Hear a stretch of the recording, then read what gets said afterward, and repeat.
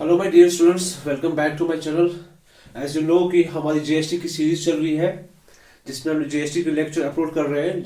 Last time हमने GST पे calculation की थी कि इनपुट टैक्स और आउटपुट टैक्स कैसे निकाला जाता है, सेट ऑफ कैसे निकाला जाता है और जीएसटी पेएबल कैसे किया जाता है। ठीक है ना। प्रैक्टिकल लाइफ में एक्चुअली होता क्या है, हम लोगों को जीएसटी कैलकुलेट नहीं करना होता है। ठीक है ना। ये सारा काम हमारी वेबसाइट पे हो जाता है। ठीक है ना। हम जीएसटी का क्या करते हैं, वहां पर सेल रिकॉर्ड करते हैं वेबसाइट पे, तो वेबसाइट खुद ही सेटअप करती है, खुद ही इनपुट टैक्स क्रेडिट निकलता है। एक्चुअली होता क्या है वहां पर जीएसटी वेबसाइट पे, वहां पर हमारे तीन लेजर क्रिएट होते हैं जीएसटी वेबसाइट पे। स्टूडेंट्स, हमारे जीएसटी वेबसाइट पे तीन लेजर होते हैं। Electronic liability ledger, electronic liability ledger में हमारा आउटपुट टैक्स होता है। आउटपुट टैक्स आप जानते हो, जो हम टैक्स कलेक्ट करते हैं अपने कस्टमर से। इलेक्ट्रॉनिक क्रेडिट लेजर, ये क्या होता है, जब हम परचेज करते हैं और हम टैक्स पे करते हैं तो वहां पर क्या होता है, input tax. And electronic cash ledger, electronic cash ledger में क्या होता है, जब हम जीएसटी पेएबल हमारा निकलता है तो हमें वहां पर कैश मेंटेन करना पड़ता है। जैसे हम कैश मेंटेन करते हैं तो हमारा सेट ऑफ हो जाता है। तो सेट ऑफ करने से पहले हमें क्या करना पड़ेगा, यहाँ पर कैश मेंटेन करना पड़ेगा। कहां पर, इलेक्ट्रॉनिक कैश लेजर में। ठीक है ना। तो इनमें चारों होते हैं। इसमें सीजीएसटी का लेजर होता है, एसजीएसटी का लेजर होता है, आईजीएसटी का लेजर होता है एंड जीएसटी कंपनसेशन जो सेस है उसका भी लेजर होता है। ये चारों में होता है। ठीक है ना। इन तीनों में ये चार लेजर मेंटेन करने पड़ते हैं। ठीक है ना।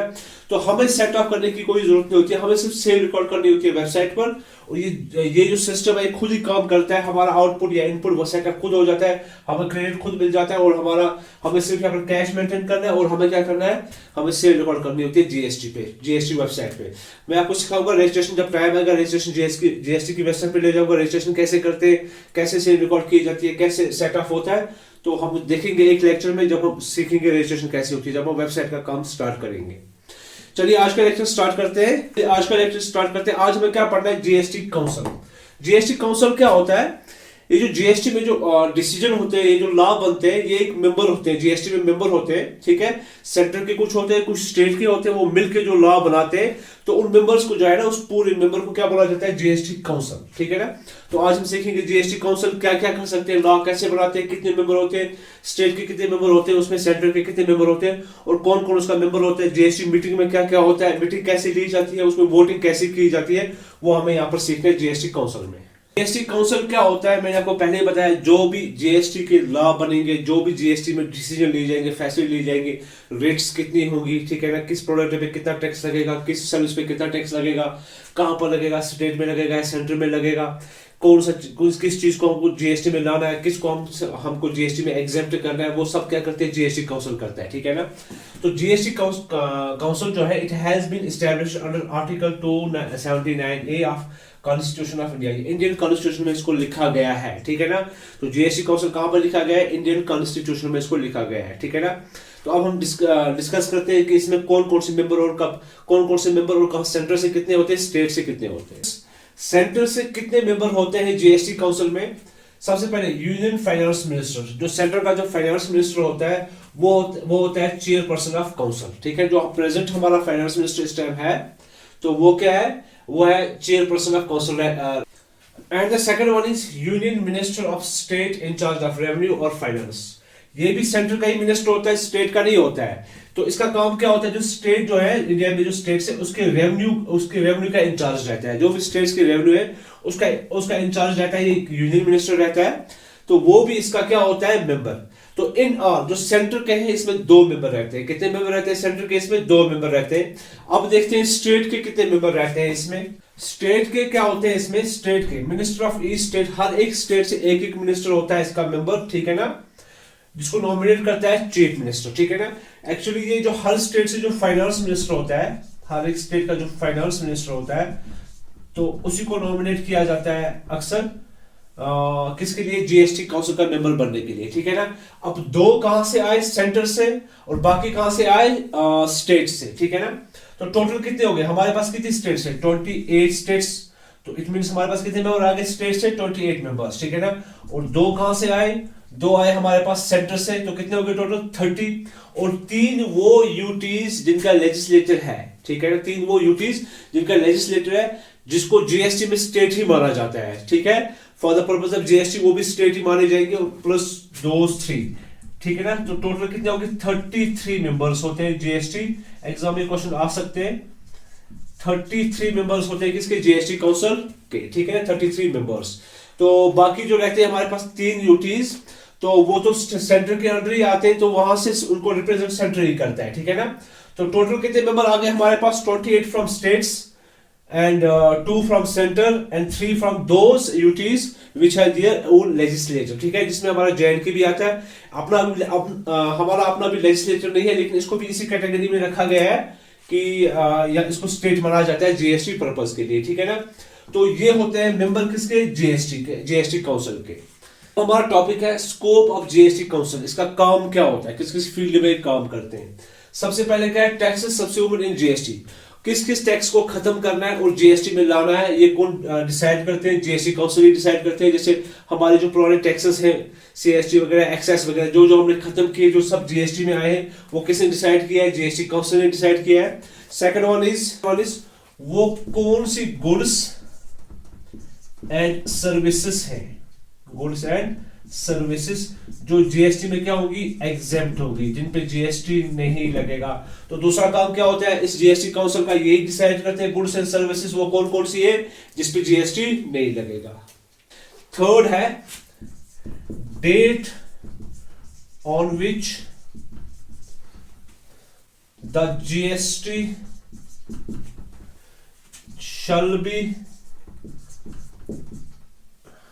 shall be levied on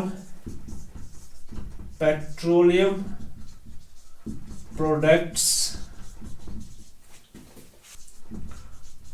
gas and aviation turbine fuel, ठीक है।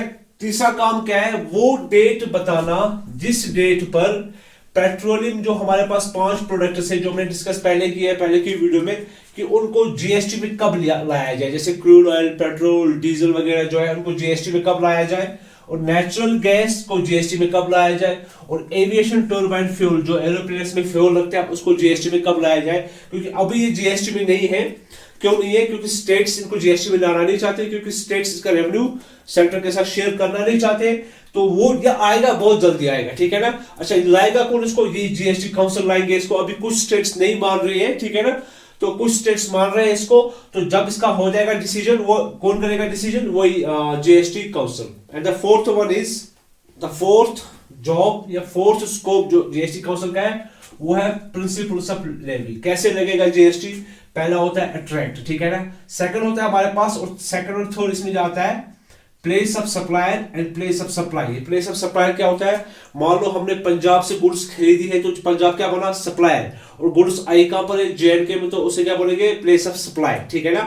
तो ये तो हो गया अगर इंटरस्टेट होगा। अगर इंट्रास्टेट होगा, हमने श्रीनगर से गुड्स खरीदी है, तो प्लेस ऑफ सप्लाई क्या बन जाएगा, सप्लायर श्रीनगर, और जम्मू में गुड्स को बेचा है, तो प्लेस ऑफ सप्लाई क्या बन जाएगा, वहां पर जम्मू बन जाएगा, ठीक है ना। तो अगर सेम विद इन स्टेट होता है उसे हम क्या बोलते हैं, इंट्रास्टेट। इंट्रास्टेट में क्या होता है, सीजीएसटी एंड एसजीएसटी। अगर डिफरेंट स्टेट से है, जैसे पंजाब से गुड्स कश्मीर आई है, तो क्या उसे क्या बोलते हैं, इंटरस्टेट, वहां पर क्या लगता है, आईजीएसटी लगता है वहां पर, ठीक है ना। तो ये भी इन्हीं का काम होता है, जीएसटी काउंसिल का काम, कि किसको वो सप्लायर बोले, किसको वो सप्लाई बोले, कहां पर सीजीएसटी और आईजीएसटी लगेगा, कहां पर आईजीएसटी लगेगा। And the fifth job या fifth scope होता है जीएसटी काउंसिल का, threshold limit of turnover, threshold limit of turnover हमने पहले भी डिस्कस किया है, ठीक है ना। इसमें 3 कैटेगरीज होती है, 10 लाख, 20 लाख और 40 लाख। 10 लाख कुछ नॉर्थ ईस्ट की कुछ स्टेट से, और जिसकी सेल, जिसका टर्नओवर 20 लाख से कम होगा, उसको भी जीएसटी में रजिस्ट्रेशन करने की कोई जरूरत नहीं होती है। एंड 40 लाख होते हैं कुछ स्टेट्स में जो सिर्फ एक्सक्लूसिव गुड्स में ही करते हैं सप्लाई, तो उनको भी जीएसटी में रजिस्ट्रेशन करने की जरूरत नहीं है। तो ये फैसला, ये डिसीजन भी कौन लेता है, जीएसटी काउंसिल ही लेता है कि थ्रेशोल्ड लिमिट क्या रहेगा, ठीक है। And the sixth job, sixth scope of GST council क्या होता है, जीएसटी की रेट कितनी लगेगी। जैसे चल रहा है आजकल, चल रहा है 5%, 8%, 10%, 12%, 18 और 28% जो रेट्स चल रही है। रेट्स कौन लगाता है, कौन इसमें डिसीजन लेता है, जीएसटी काउंसिल ही लेता है। तो मैंने लिखा गया यहाँ पर rates including flow rates with band of GST. ये बैंड ऑफ जीएसटी क्या होता है, हमने पहले डिस्कस किया है कि स्टेट्स को फ्लेक्सिबिलिटी दी गई है, ठीक है ना। ये जो 5% 10% जो है, जो रेट चल रहे हैं इस टाइम, इसके ऊपर जो है, इसके अलावा स्टेट्स क्या कर सकते हैं, +2% या -2% कर सकते हैं अपनी मर्जी से। सेंटर ने उनको फ्लेक्सिबिलिटी दी है, ठीक है ना। तो ये इसका 6th जॉब होता है, 6th स्कोप होता है जीएसटी काउंसिल का। And the 7th one is special rates for specified periods, ठीक है ना। ये होता क्या है एक्चुअली में, कभी कभार क्या होता है हमारी कंट्री में कोई नेचुरल कैलेमिटी आती है, डिजास्टर होता है, कभी सैलाब आ जाता है या कोविड आया था, तो जिसने गवर्नमेंट को पैसा चाहिए, रिसोर्सेज चाहिए, ठीक है ना, इन चीजों से टैकल करने के लिए। तो गवर्नमेंट ने क्या किया है, जीएसटी काउंसिल को एक पावर दिया है, वो कभी भी रेट्स बढ़ा सकते हैं जीएसटी का, क्योंकि कुछ टाइम के लिए, कुछ स्पेसिफिक टाइम के लिए, ताकि पैसा कलेक्ट हो, मनी रेज हो जीएसटी के थ्रू, और हम वो उन जगहों पर लगा सके जहां पर ये नुकसान हुआ है, जहां पर नेचुरल कैलेमिटी हुई है या डिजास्टर हुआ है। अक्सर ये रेट किन गुड्स पे बढ़ाया जाता है, sin goods and luxury goods. Sin goods आप जानते हो, वाइन, सिगरेट्स, टोबैको वगैरह जो है सिन गुड्स, उन पे रेट बढ़ाया जाता है। और लग्जरी गुड्स जैसे आप जानते हो, लग्जरी गाड़ियां होती हैं, ठीक है ना, उन पे रेट्स बढ़ाया जाता है, और कुछ ही टाइम के लिए बढ़ाया जाता है, ताकि जब तक वो हमारा कवर हो जाए वो लॉस, किसकी वजह से, नेचुरल कैलेमिटी की वजह से या डिजास्टर की वजह से। Special rates for specified period to raise additional resources for any natural calamity या डिजास्टर, ठीक है ना। ये 7th था। चलिए 8th हमारे पास क्या है, special provisions with respect to north east states, ठीक है। एक प्रोविजन रखा है, कभी भी जीएसटी का हम रेट बढ़ा सकते हैं, या हमने एक प्रोविजन रखा है जीएसटी में, हम जीएसटी में कुछ चेंज कर सकते हैं, किन के लिए, नॉर्थ ईस्ट स्टेट्स के लिए, एंड जे&के, हिमाचल प्रदेश और उत्तराखंड के लिए। क्यों, क्योंकि इन स्टेट्स को क्या माना जाता है, अंडर डेवलप्ड, ठीक है ना। तो इनके लिए हम जीएसटी काउंसिल में, जो जीएसटी काउंसिल है, इनके लिए कुछ रूल चेंज हो सकते हैं जीएसटी में, ठीक है ना। And the last one is any other matter relating to GST. GST से रिलेटेड कोई भी मैटर, ठीक है ना। तो आप समझो जीएसटी में जो जो बातें होती है, जीएसटी में जो कुछ होता है, वो किनका काम होता है, जीएसटी काउंसिल का ही काम होता है। तो ये था हमारे पास स्कोप ऑफ जीएसटी काउंसिल।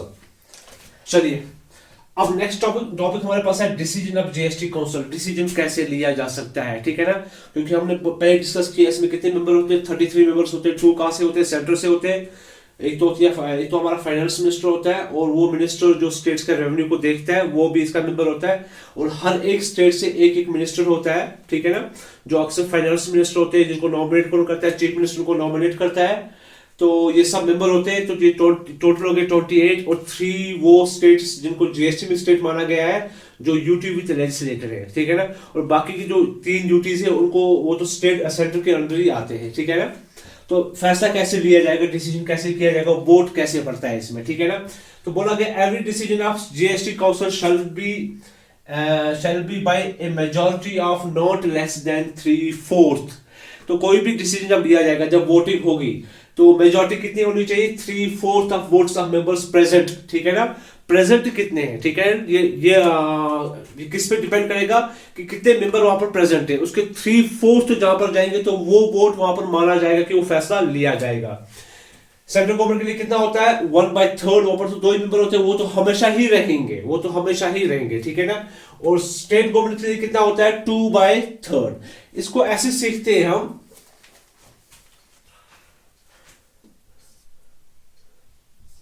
अगर सेंट्रल गवर्नमेंट जो है, स्टेट गवर्नमेंट सॉरी जो है, 20 वोट आए हैं और 31 ही प्रेजेंट है। मैंने कितना कहा, अभी 33 मेंबर्स होते हैं, प्रेजेंट है कितने, 31, और वोट कितने आए, 20। तो वो कितना हो गया, वो हो गया 0.645, ठीक है ना।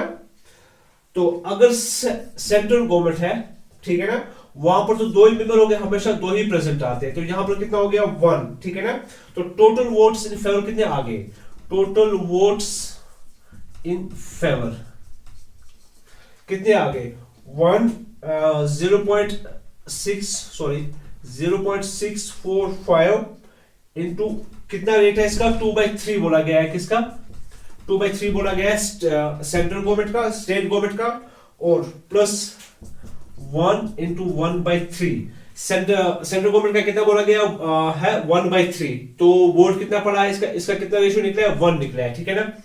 तो ये कितना होता है टोटल 0.76 और हम बोलेंगे इसको कितना 76%, ठीक है ना। तो ये हो गया हमारे पास ग्रेटर देन इक्वल टू 75%, ठीक है ना, ये 75%। तो आप समझो सेंट्रल का और स्टेट का मिला के 75% है। तो ऐसे अगर वोट किसी को पड़े किसी भी डिसीजन में इतने वोट आ गए इन फेवर, ठीक है ना, कितना 3/4, तो उसमें कितना होना चाहिए सेंट्रल गवर्नमेंट का 1/3 और स्टेट गवर्नमेंट का कितना होना चाहिए 2/3, तो उस डिसीजन जो है वो लॉ बन जाएगा। तो ये तो था हमारे पास डिसीजन ऑफ जीएसटी काउंसिल कैसे लिया जाता है, कैसे वोटिंग इसमें होती है। ये लास्ट टॉपिक हमारे पास है जीएसटी काउंसिल का quorum of meeting. Quorum of meeting क्या होता है कि मीटिंग को हम कब वैलिड करार दें, या मीटिंग विड्रॉ हो सकती है या पोस्टपोन हो सकती है, ठीक है। ये जो टोटल मेंबर है अगर ये 1/2 से ज्यादा अवेलेबल है या 1/2 से ज्यादा वोटिंग हुई है तो मीटिंग चलेगी, ठीक है ना, तो लॉ बनेगा, ठीक है ना, तो कोई भी डिसीजन लिया जा सकता है।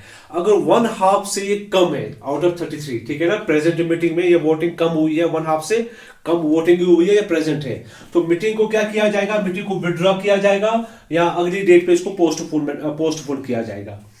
The quorum at the various meetings shall be constituted by 1/2 of the total number of members of GST Council present and voting। Present भी होना है और वोटिंग भी करना है।